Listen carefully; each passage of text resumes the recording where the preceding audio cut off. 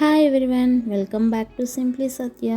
ఈరోజు వీడియోలో స్పెషల్ గుత్తి వంకాయ కర్రీ.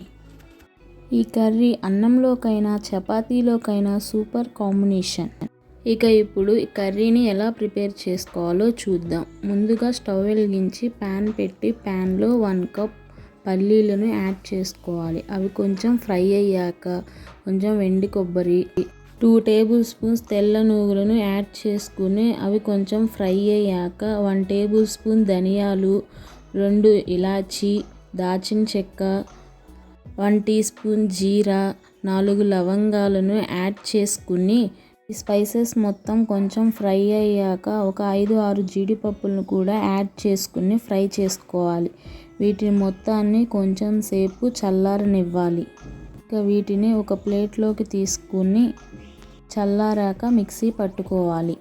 ముందుగా కడిగి పెట్టుకున్న వంకాయలను తీసుకుని వీడియోలో కనిపిస్తున్న విధంగా కట్ చేసుకోవాలి. తర్వాత ఒక బౌల్లో వాటర్ తీసుకుని కొంచెం సాల్ట్ యాడ్ చేసి ఆ వంకాయలను సాల్ట్ వాటర్లో వేసుకోవాలి. తర్వాత స్టవ్ వెలిగించి స్టవ్ పై ప్యాన్ పెట్టుకొని 1/2 కప్ ఆయిల్ను యాడ్ చేసుకుని ఆయిల్ హీట్ అయ్యాక ముందుగా కట్ చేసి పెట్టుకున్న వంకాయలను యాడ్ చేసుకోవాలి. ఈ వంకాయలు అనేవి కొంచెం గోల్డెన్ బ్రౌన్ కలర్ వచ్చేంత వరకు ఫ్రై చేసుకోవాలి. ఇవి ఇలా ఫ్రై అయ్యాక పక్కకు తీసుకుని పెట్టుకోవాలి. తర్వాత అదే ప్యాన్లోకి 1/2 టీ స్పూన్ జీలకర్ర యాడ్ చేసుకుని 1 cup onions, 4 green chilli add చేసుకుని ఫ్రై చేసుకోవాలి.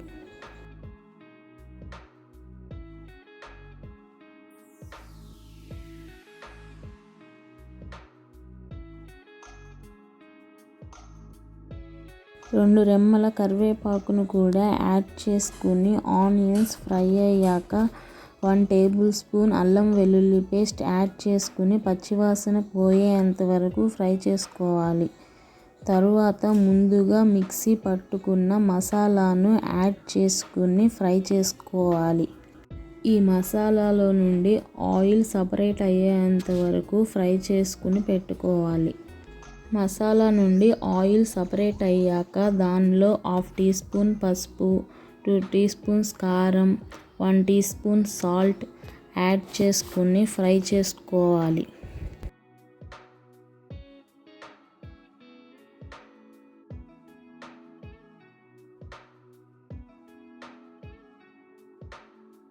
ఈ మసాలాలో ఉప్పు, కారం, పసుపు మొత్తం మిక్స్ అయ్యేలా కలుపుకున్న తరువాత ముందుగా చిన్న నిమ్మకాయ సైజంతా చింతపండు నుండి తీసిన రసాన్ని యాడ్ చేసుకోవాలి. తరువాత 1 కప్ వాటర్ను యాడ్ చేసి మిక్స్ చేసుకోవాలి. తరువాత మూత పెట్టి మధ్య మధ్యలో తిప్పుకుంటూ గ్రేవీ అంతా దగ్గర పడేంత వరకు ఉడికించుకోవాలి.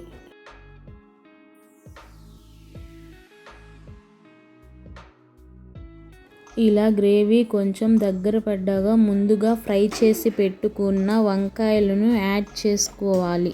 వంకాయలను యాడ్ చేసుకున్న తర్వాత కర్రీ నుండి ఆయిల్ సపరేట్ అయ్యేంత వరకు గ్రేవీలో వంకాయలను కొంచెం సేపు ఉడకనివ్వాలి.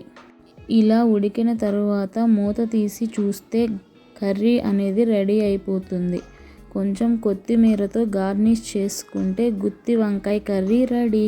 మీరు కూడా ట్రై చేసి టేస్ట్ ఎలా ఉందో కామెంట్ చేయండి. మరిన్ని వీడియోస్ కోసం మన ఛానల్ని సబ్స్క్రైబ్ చేసుకోండి. మీకు ఈ రెసిపీ నచ్చినట్లయితే మీ ఫ్రెండ్స్ అండ్ ఫ్యామిలీ మెంబర్స్కి షేర్ చేయండి.